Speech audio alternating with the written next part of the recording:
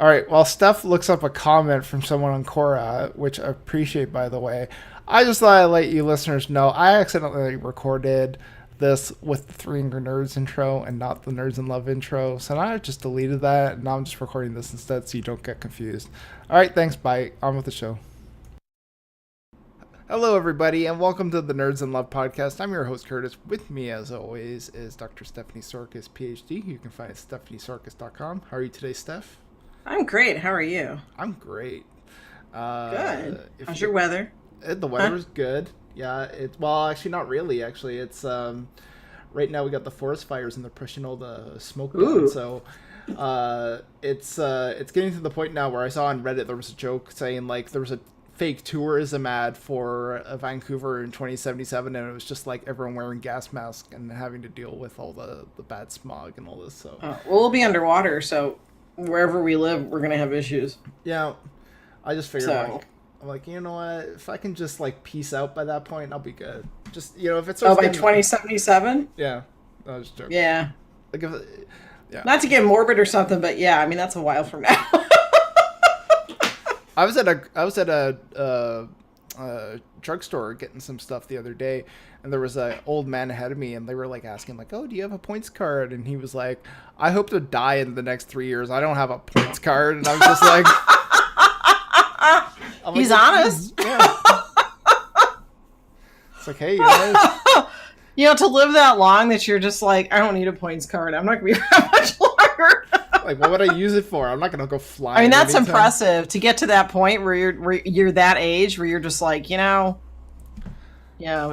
I'm pretty peace out. Yeah, exactly. It was like I was thinking like my grandpa was like 88, and the doctor told him like, don't eat pot roast anymore, don't eat red meat, and I'm like, cut out there a little bit.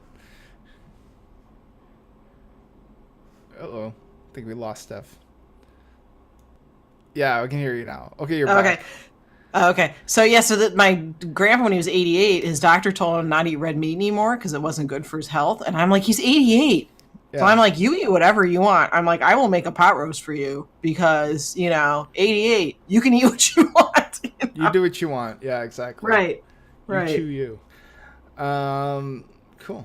Well, this podcast is not a substitute for mental health treatment, or apparently old age treatment too. We're not experts on that apparently either, but that's okay. But that would be neat to have somebody that was older than me, give life advice. That would be interesting because that's a good person to get life advice from, is somebody that's lived life. Mm-hmm. Right. Yeah. I always recommend that people talk to like people like their grandparents if they're around, or other people's grandparents, just to get an idea of what their view is on something, because it can be pretty enlightening. Oh yeah, for sure.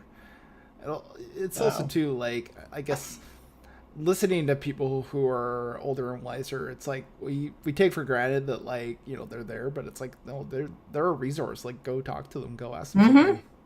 Oh yeah. Maybe don't ask them how to like update your Tinder profile picture. They might not be able to help with that. But you would be surprised how many older people know exactly how technology works like that. Wow. Yeah. Yep. Okay. Well, you'd be surprised.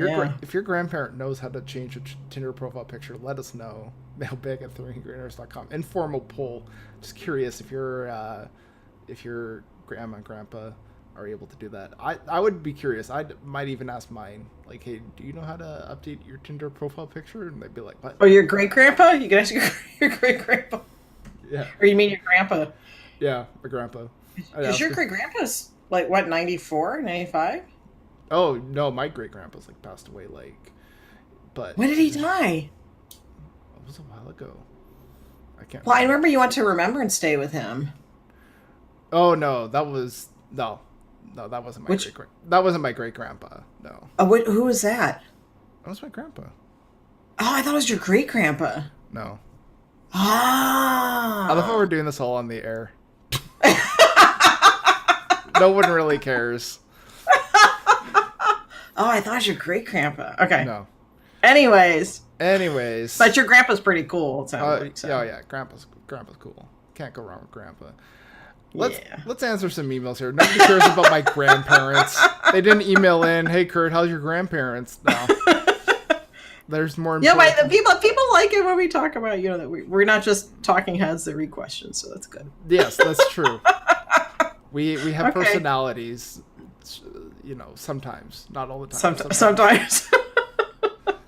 Like Jesse says, nerds, I saw on Reddit there was a personal section. I'm thinking of making a post on there, but I'm a little worried about coming across as hokey or whatnot. Have you ever heard of it working at all? No, Jesse, I've never heard of it working at all, but give it a try. Why not? Yeah, use a throwaway account. Yeah, that's probably a good idea, right? Like, especially if you have one that you maybe use for like other projects or something, like it might be good to maybe do like a throwaway account. Right. And always think of safety first. Yep. We talked about that before. Meet in a public location. Yeah. Yep. Make sure you tell someone where you're going. Maybe. And go ahead. A really good trust exercise, whether it's like through OkCupid or Tinder or Reddit or whatever, is ask for the person's phone number, because if somebody's like posing as somebody that they're not, they won't give their phone number. So a good way to know, sort of as like a trust exercise, is ask the person to exchange phone numbers. If somebody says no, they may be somebody who's legitimate who may just not want to give their phone number, but if they're, more often than not, people are willing to give their phone number if they're willing to meet up with what you. about with Google Voice? Because you can probably just come up with a number, right? I mean, yeah, but you probably could tell from the area code or something. I don't know. I've never heard of it. Yeah. No, but that is a good test. Yeah. Yeah. Because you can verify it. Yeah. Yep. Because I used to do that. I would say, hey, what's your phone number? If somebody says, hey, I don't have a phone number or I don't want to give it, I would just say, that's fine. We'll have to call it a day. Because it's a good way of, if somebody is going to do something potentially, damning, they're not going to want to give their phone number. They're not going to want to leave an evidence trail. So, yeah. Right. So, yeah, that's true. If you're going on Reddit and maybe looking to meet, a good idea would maybe be to ask somebody to exchange phone numbers. So. Yeah. And I was thinking, how is this any different than Tinder? I mean, to me, it's probably the same thing, right? So I would imagine. If you put on Reddit or Tinder, like putting on Reddit personals or. Yeah. It's kind of the same. It's no worse than that, right? Like as far as outcomes and. Well, I think it's probably more like Craigslist used to do a dating thing where you could write up a whole lengthy post about yourself, and it seemed, I checked it out actually. I was kind of curious. I'm I didn't even realize Reddit had a personal section, but I read it through and it seems very much similar to that, where you write up a big post about yourself. So yeah, give it a try. They stopped doing that on Craigslist? I think so. Yeah. Oh, because people got killed or something? I think so. Is that why? Okay.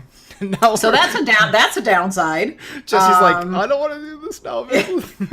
Right. Or I was thinking, Jesse, too, have you been on a subreddit for your community? Maybe that's a good way to meet people. I don't know. But so I would just use a throwaway if you're going to do something on the personals, because that person's going to look up your history. Yeah. And also, too, if you use it for work or other projects, for instance, I use mine for the podcast stuff. I wouldn't want people to, I don't know, maybe people wouldn't judge, but it's I would probably want to avoid that.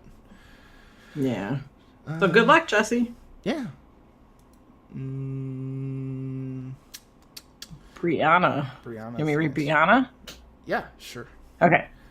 Nerds, I've been on 2 dates with this guy, and on the first date, he was sweet. He paid for an Uber to pick me up and take me to the restaurant. He was sweet and polite on the date itself. On the second date, he suggested dinner again, but a bit fancier. It was beautiful. I was having the time of my life until we got the bill. The restaurant charged 20% gratuity on our bill. He was really upset about this.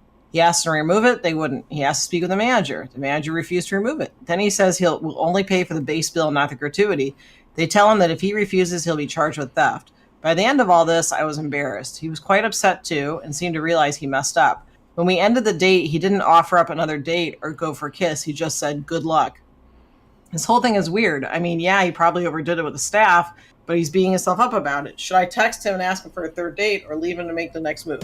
Brianna, did it say at the bottom of the menu they're going to add 20%? Because if you go to a nice restaurant, sometimes they do go ahead and add the gratuity. Now, I could see, if you got really bad service, if you waited a half hour for your drinks or something else was really off about the service, then maybe I could see that. But it's kind of assumed that if you go to a nice restaurant that you're going to have to pay 20%. So he should have probably paid it and then just handled it later instead of, I guess, making a scene. But, I can also see why, if you didn't realize that and if he didn't have experience going to a fancy restaurant, that he might not have been aware that that was a thing. So, but again, if it didn't say that on the menu, I mean, it depends on what state or what province you live in, what the laws are. But I would say that you probably should have settled it and then gone ahead and dealt with it later instead of in front of you, because that did it. You were embarrassed, right? I mean, he did do this, and it sounds like he didn't do it in a very couth way, maybe. So I'm not sure why you'd want to ask him for another date. I would probably say, yeah, you said good luck to me, and yeah, you're probably embarrassed enough, but still, you said good luck. So I don't know. I don't know if I'd want to go out with him again. So I would say no. I mean, it sounds like, I mean, the way that you can tell someone's character is how they handle things under pressure. And he, under pressure, sounds like he had a rough time. So I don't know. What do you think, Kurt? There's a lot to break down here. I think one of the biggest things is maybe he didn't have enough money to pay for it. That could be partially a part of it too, like financial stress. Either way, when you go to a restaurant, this goes for anybody. If you go to a restaurant and there's a gratuity, you can't remove the gratuity. Like, that's just added. And understandably, it could be like a bit of a pain to, go thinking that you're paying for something and then to see that the restaurant charged 20% on that. The thing is, though, is ultimately you got to just pay it. And the thing is, like, I've been to restaurants where they've done that, and I didn't think it was necessarily warranted or necessarily agreed with it. You just make note of that and never go back to that restaurant. You don't make a scene though. Like, there's a civil way to go about doing this, and then there's like other uncivil ways that you can go about doing it. And I think that's kind of what happened with this guy. Is he probably stressed out, and he didn't have the composure enough to just think, well, I'll just never come back to this restaurant, and he just thought he could argue with them. And we've talked about this before, but the way that people treat waiting staff is how they're going to treat just people in general, not just the waiting staff. So, I mean, this could be how this guy treats other people. Maybe he was very nice to you, and maybe he was putting in a concerted effort to maybe hide that kind of behavior from you. But, at this point, move on. When you get to the point where the manager says that if you refuse, you'll be charged with theft, you probably, I don't know, haven't handled it in a great way. Well, I could see, like, maybe you got bad service, but I think, like, I know, like, different states have different laws on gratuity. Right. So, like, some will basically say, like, yeah, you like, depending on where you are. I was actually looking this up because I was mildly curious, but, like, apparently in some states, like, gratuity is, like, essentially, like, mandatory. Like, if they put it on, you have to pay it, and if you don't, then you're technically not paying your full bill. And yeah, they could probably charge you with theft. I don't know if it would actually stick, like, that if you call the cop and they said, well, he's not refusing to pay this gratuity, they would probably go, well, we've got like 50 other things that are more important than this. But at the same time too, yeah, it's just, in this position, just pay the gratuity, and again, never go back there again. That is more of a customer service thing, and if they're very adamant about putting it on, just keep it on. And let's be honest too, like, most people probably are going to tip 10, 15, 20% anyways. I mean, it's not that far off from what most people would tip anyways. Like, I don't know about you stuff, but I typically tend to tip around like 15% more or less. So. I tip around 20, unless there's been some issue with service, and I go out of the way to bring it up first, so it's resolved. And usually it's someone that doesn't realize that there's been an issue, like they thought someone else covered the table or whatever. So I always give people benefit of the doubt first, but I usually do 20. But again, when you go to a nice restaurant, usually it says in the menu that a gratuity of 20% is going to be added. So I think also, Brianna, you said that you felt embarrassed, and I think the fact that you were feeling embarrassed and he didn't pick up on that, I think is telling. Well, that it's like not picking up on your nonverbals, maybe. I think you could tell he felt probably a little embarrassed too. The fact that he basically said good luck. Like, I think he must have been aware of how that came across. Yeah. So I mean, Brianna, it's all up to you if you want to give him another shot. But I'd probably go, No, I don't think so. But I'm not you, so. You may have found something else really redeeming about him. I don't know. The way it was handled, it sounds like there was some room for improvement. But yeah, if it's the first time you ever handle a situation like that, live and learn, I guess. So Yeah. Yeah, and he seems like a really nice guy and all, but the thing was with people like this is I think when he's embarrassed, it's probably because he's been trying so hard to maybe mask who he is. But then when when that kind of got revealed, I think he probably realized like he can't really mask that, and it's kind of like all unraveled for him. So I think what you saw in that moment was who he truly is, not the. I think that's maybe where like a lot of the confusion is, because like if this was me, I would have just been like, I'm not seeing this person ever again. But I think for Brianna, like the confusion is like, hey, he was a really sweet and polite guy, but then there was this moment where he wasn't, and you have to think the moment when he wasn't is who this guy is, not the moment before. Right. But that was when he was trying hard to appear nice, appear sweethearted and kind.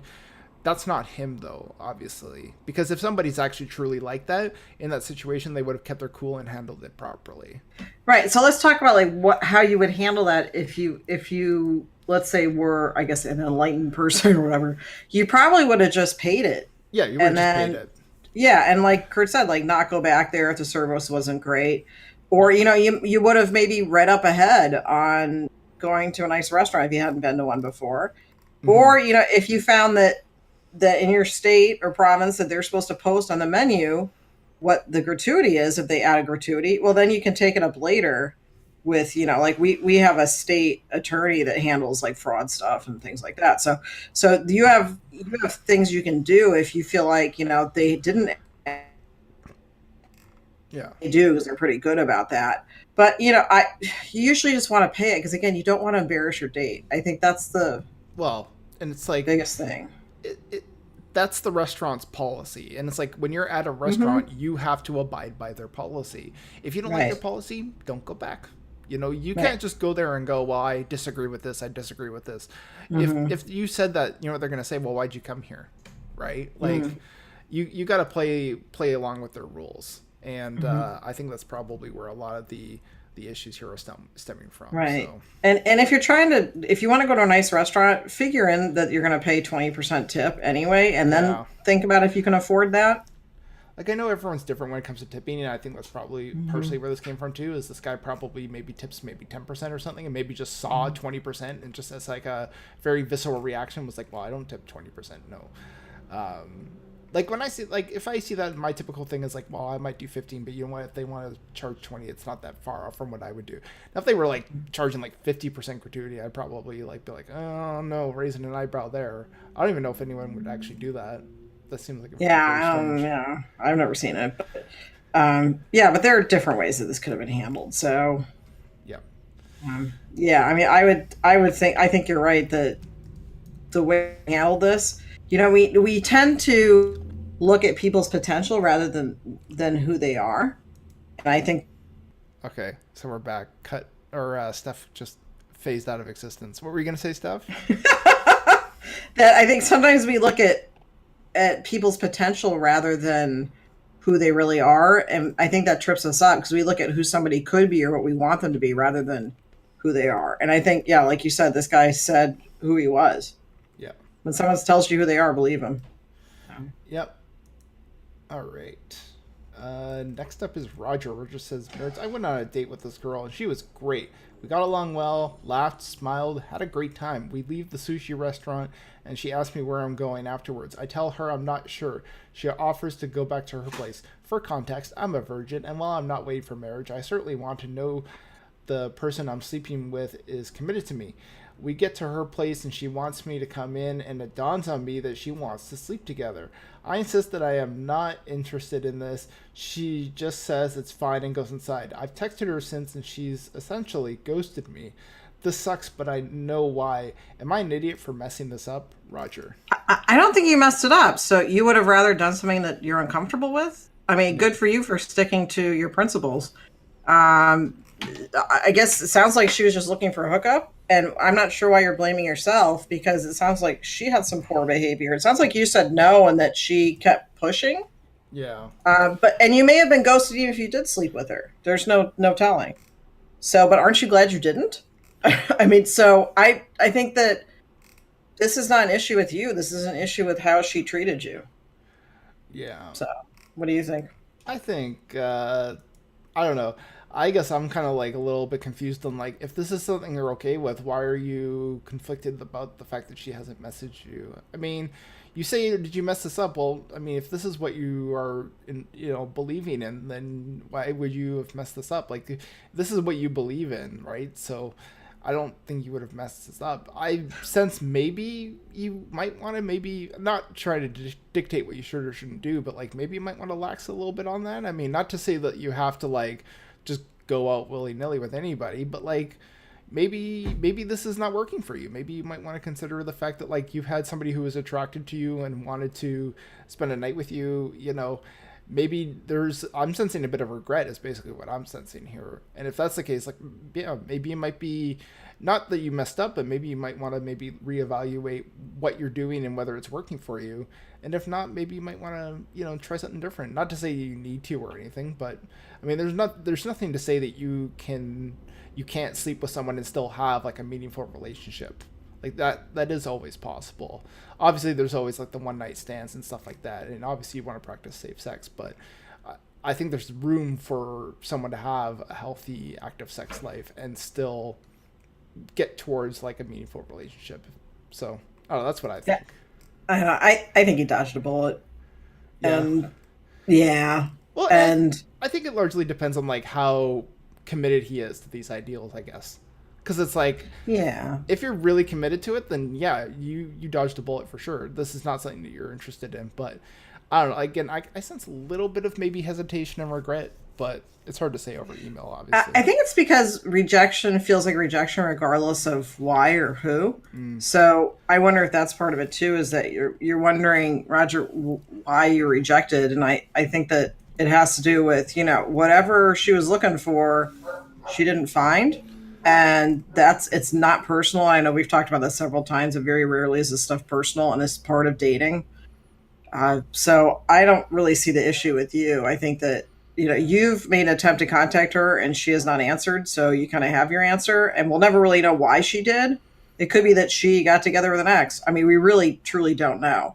So I just chalk it up to, you know what, you held to your beliefs, and like Kurt said, if you feel like they need to, like your beliefs need to like be reassessed or readjusted, good for you to do some introspection on that. But it sounds like you did what you felt was right, and for whatever reason she just didn't call back, and I still get this feeling that she kind of pressured you a little bit. And I mean, I know maybe that was also tough to have someone kind of try to influence you, I guess.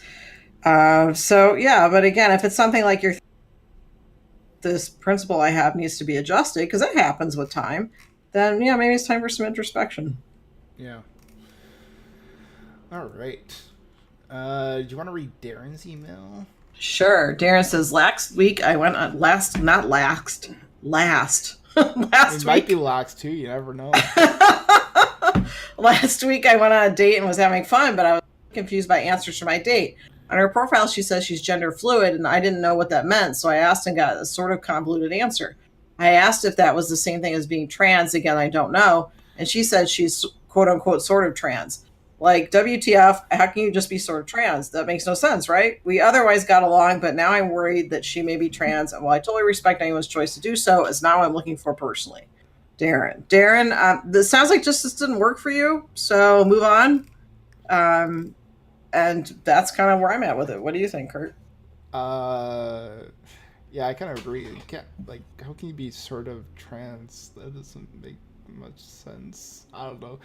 Like, here's the thing. It's like, if you're not confident in someone's answers on something, then yeah, just leave. You don't have to stick around. And I don't think, like, you should feel any shame for the fact that, like, that's not what you're looking for. If that's not what you're looking for, then that's fine. If the person, you could always ask the person or be more direct, because I think you're maybe being a little too, I don't want to say too polite, but like, I think you're sort of dancing around asking what you really want to ask, which is like, like asking the person, like, are you transsexual or something? Like, just ask. This person seems to be giving like sort of odd, vague answers. And in this case, you might want to be a little more direct, but that's even if you really think it's worth it. If not, then just move on. But yeah, no, I just from the answers that you're providing that she gave, it's a little confusing. Like, these are things that are relatively just yes or no questions, and it's like to sort of give these weird, odd answers. It doesn't quite jive from what I'm seeing, at least. Well, and also, Darren, too, if you didn't know what that meant in her profile, then Google it. Yeah. I think it's always good to ask someone. If you don't know, just ask politely. But yeah, I mean, you could have looked it up ahead of time. Yeah. And we all kind of can get used to, we can all get in situations where we're not quite sure what something means. And it's like, I feel like it's always good to maybe ask people for clarification. But again, if you're not getting that clarification, then that's on them, not on you. You've at least done your effort to ask and find out more. If you're not getting the answers that are sufficient for you, then yeah, move on. Yep. All right. Next is Terry. Yeah, am I reading Terry? I lost track. Yep. Okay. You read Terry. Okay. Terry says, nerds, I've been dating this guy, 30, male, for a couple months, and he let me know from the beginning of us dating that he is bisexual. Well, while he has dated men in the past, he's now dating women, although he admits that he is still attracted to men, even if he won't act on those feelings. We met with my parents and everything went fine, so much so that they added him to Facebook. I wasn't aware of this till later, but they texted me. They told me I should be tested as he's been with men and that I could have an STD. I'm simply appalled by them and the most embarrassed I've ever been. Now my boyfriend is mad and he thinks I come from a family of homophobic bigots. I don't know how to handle this properly. I have two parties at odds with each other, and I'm feeling overwhelmed with all of this. Is there anything I should be doing? Terry, first, he had to accept their friendship on Facebook. So was this under pressure when you all were at dinner that they said, hey, let's add to Facebook, and he felt really uncomfortable telling him no? Because, I mean, I'm assuming that your parents did that to kind of check in on him rather than for friendship. I think so. Yeah. Yeah. And also, I'm not sure what he did wrong because he was upfront with you about his bisexuality, but he did accept their friendship, so that's also on him. But he told you kind of the deal when you met. Checking for STDs applies to everyone. Yeah. Regardless of your sexual orientation. And are your parents really at odds with him, or did they ask you a well-intentioned but misled question? Mm-hmm. And also, there's a part of this that isn't making sense to me. And did they message him or contact him, or did you have a conversation with him? Because how did he know that they said this? Did you tell him, hey, by the way, my parents said that I need to be tested for an STD because you're bisexual? I mean, how did this come about? Was it you transmitting this information from one party to another? That's what's really confusing, because there's a piece that's kind of not making sense to me. And maybe you're saying it and I'm not catching on to it. But how does your boyfriend know about this? Did they if they messaged him or called him and said something, then that's really out of line. What you should be doing, how did your boyfriend get this information? I guess, I don't know. I'm guessing, yeah, she probably just told them. I mean, I'm in a healthy relationship. It's always good to share these things. So I'm guessing she shared it with him. Is my guess. I don't know. Well, it sounds like, what's your norm in your family for people knowing about your personal life? I think is part of it, because everybody's got different norms with their family. Do your parents have a bias? Is that possible? Is it that, again, they were well-intentioned, but maybe have misinformation? Credit to your boyfriend for saying up front, who he is. So you can't fault him for that, right? So should you be doing anything? My first instinct was to back off of everybody for a little bit and just take some time to think. But I don't know. That may not be plausible. I don't know. What do you think, Kurt? I agree that I think that the parents probably had good intentions.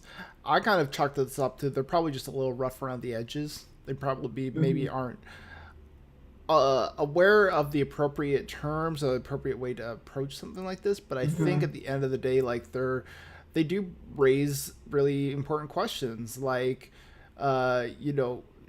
like checking to see if you might have an STD. Now, do they come from maybe a place of maybe not being fully appropriate? Yeah, but they come with at least good intentions, and they raise a good point. Like, you might want to be tested, regardless of sexuality. I mean, you still want to be tested for an STD regularly.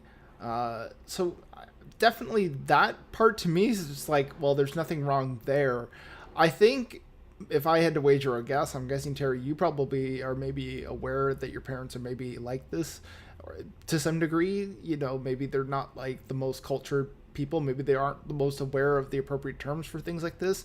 And you probably maybe have a little bit of anticipation for this. And I'm thinking that's maybe playing into this a little bit. Like maybe you expected something like this, because I think you're inferring a lot of your own maybe feelings of this when they're just, you know, looking out for you. I don't think, nothing here tells me that they're homophobic bigots. Like, you say that, I'm not really getting that vibe. From here, I'm just getting people who are concerned. And maybe they maybe are a little unaware of a few things, that's fine, but... They're misguided, right? Mm-hmm. Yeah, but this isn't, to me, say, homophobic bigots. This is, to me, concerned parent. Unless there is something else, Terry, that we don't know about. But it sounds like you're telling us exactly what happened. I don't know. Yeah. But it's possible that, I mean, that's why I'm wondering, did your parents contact him?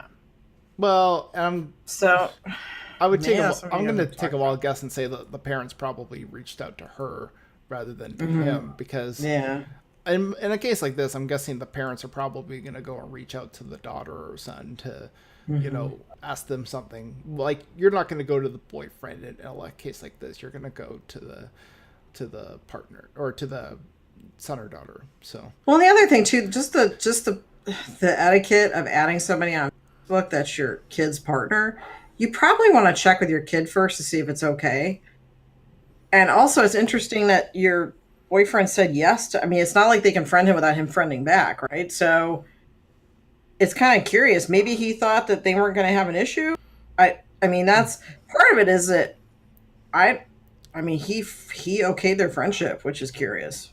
So, yeah, and maybe he, you know, maybe it was a dinner, right? And well, and you look at like cases like James Gunn, the Hollywood director, who people found his past tweets, and it's like, you know, sometimes you don't think of these things, but people will go back like 5, 7, 10 years and find things that you post on social media. And I don't see an issue with that with her boyfriend, because he said he was bi from the beginning. So he can post whatever he wants in there. It hasn't been a secret. Maybe he's friends with ex-partners. I mean, it... Yeah, and I don't know. Like, we don't know where... Like, also, we don't know... There's an assumption here that they saw that on Facebook. Like, is it even mentioned if that's why... Like, there's no actual... Like, it seems like an assumption here that, like, he's bisexual and this is why they mentioned it. Unless, like, they actually said, like, hey, we saw this on Facebook, you know, we're concerned.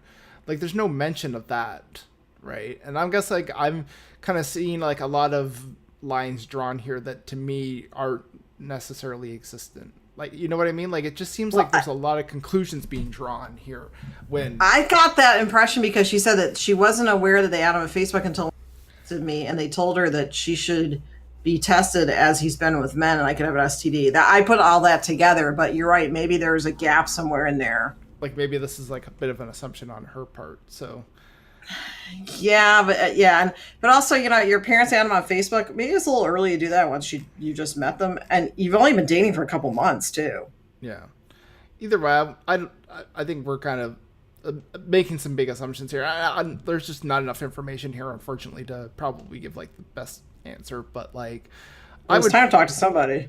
Yeah, I think it's probably like just stay with your boyfriend. I mean, if you guys are being, you know, healthy sexually and making sure that you're keeping yourselves, you know, up to date with your tests and all that stuff, and you're being honest. Again, that's for everybody.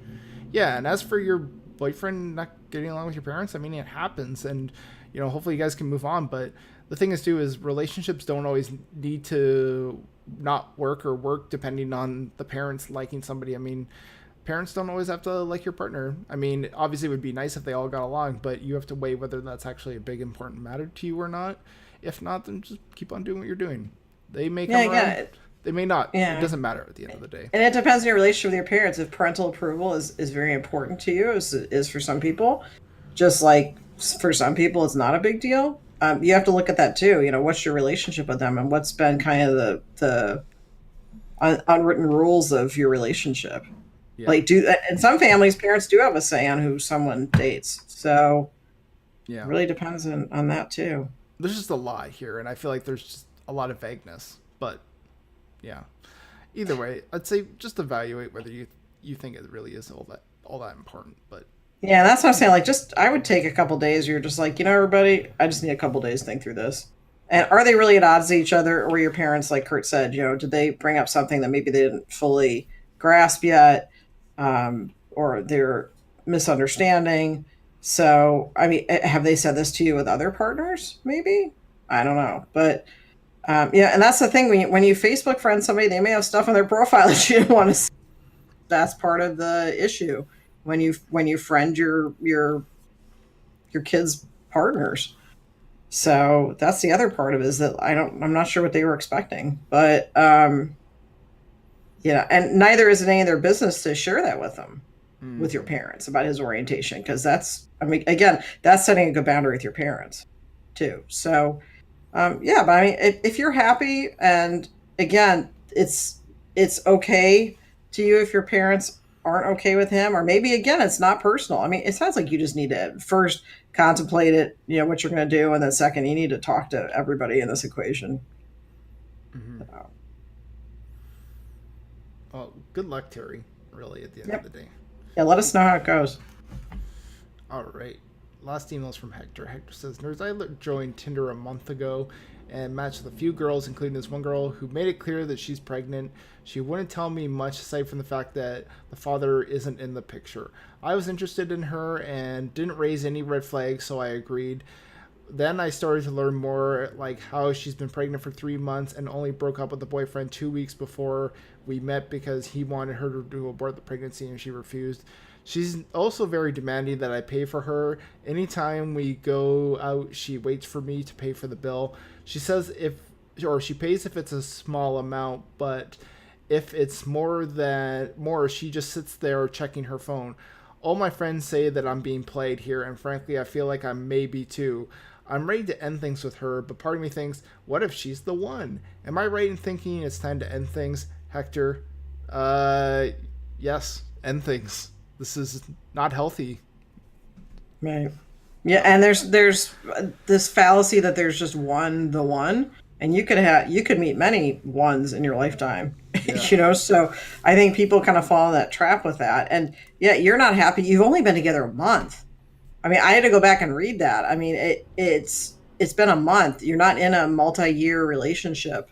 Yeah. So if you're already this unhappy and it's a month, yeah, then you really got to consider whether this is the right relationship for you. It sounds to me like she's trying to find somebody to support her and the pregnancy, like the cost of that too.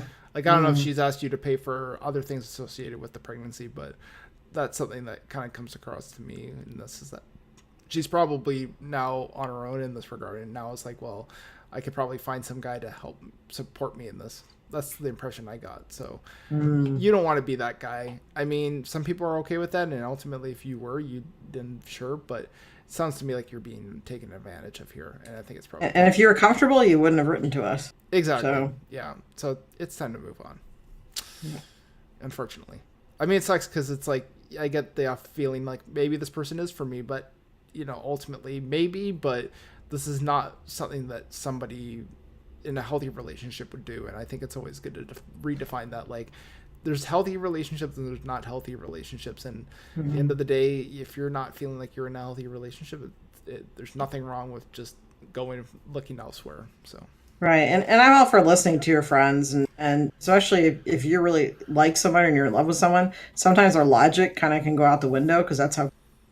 So if your friends who have known you for a really long time tell you, hey, something's up, it's important to listen to that. Now, granted, sometimes your friends may have ulterior motives, but most of the time they're going to tell you, the honest truth. So, we really need to listen to that. And particularly if your partner says, don't listen to them, they're just trying to break us up or whatever, that's even more reason to listen to your friends. So yeah, it's a month. It shouldn't be this hard a month in. No. Yeah. Well, best of luck to all of our listeners and Yep. Hector going forward. You can find out more of Stephanie over at StephanieSarkis.com. I was Yep. about to say DrStephanieSarkis.com. I'm like, no, that's not it. Yeah, StephanieSarkis.com. Yep. And you can always reach out to us through there on the contact page, or you can email us, mailbag@threeandgreennerds.com. Oh, and healthy versus unhealthy relationships. Read my gaslighting book because I talk about that a lot. How to tell an unhealthy from a healthy relationship. Yeah, good, good read. You know, if your baby getting Because Kurt read it. yeah, it was great. Yep. And maybe Yay. And maybe you're thinking, well, I know what it is. No, it's always good to read something like that and get a good idea, especially if you're maybe getting back into dating after a while. It's good to have an idea in your head, so at least you have a good baseline for understanding that. So when you do come across these things, not saying, we don't appreciate your emails, but then you don't have to email. You can just be like, this ain't healthy. I am walking away from this. So, cool. Okay. Yeah, you can find out more of me on threeandgreennerds.com. I'm on most podcasts there. Good or bad, whether you're trying to avoid me or not. I mean, I'm there. So you can, if you don't want to see more of me, you can just go to a different website, I guess. I don't know. Or go to my website and just click, contact, and then say, hey, here's a question for angry nerds. Yeah, or exactly. Nerds in love, or whatever type of nerd you want to contact, and I will send it along. Yeah, just say like nerd, and Steph will know. It's got to be Kurt. Yeah. Yep. Pretty much. All right. We'll see you all next time. Bye for now. Bye, everybody.